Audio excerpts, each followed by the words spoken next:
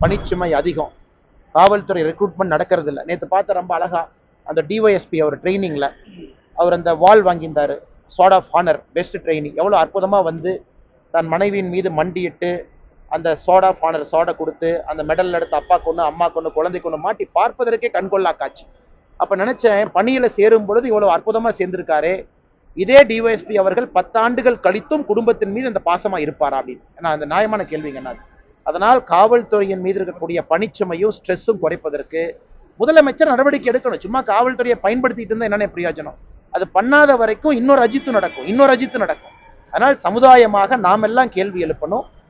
காவல்துறையை சுத்தப்படுத்தி ரிஃபார்ம் பண்ணி அவர்களுக்கு தேவையான சலுகைகளும் கொடுக்க வேண்டிய நேரம் வந்துவிட்டதாக நான் பார்க்கிறேன். ஆட்சியில் பங்கு கொடுப்பதற்கு நாங்கள் இன்னும் ஏமாந்துருக்கலன்னு சொல்லியிருக்காரு.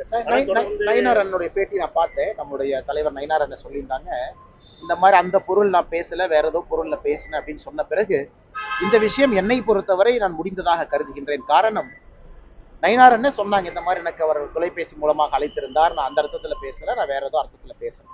ஆனா புத்தம் பொதுவாக உன்னை சொல்லிக்கொள்ள விரும்புகின்றேன், பாரதிய ஜனதா கட்சியை பொறுத்தவரை நாங்கள் யாரையும் ஏமாற்றுகின்ற கட்சி கிடையாது, அதே நேரத்துல ஏமாறக்கூடிய கட்சியும் கிடையாது. பாரதிய ஜனதா கட்சிக்கு ஒரு தன்மை இருக்கு, நாங்க யாரையும் ஏமாற்ற மாட்டோம், நாங்க யாரையும் அடிச்சு பிடுங்க மாட்டோம், நாங்க எந்த கட்சியும் கீழே தள்ளி நாங்கள் வளர வேண்டும் என்று நினைப்பதில்லை, அதே நேரத்துல நாங்களும் ஏமாற மாட்டோம்.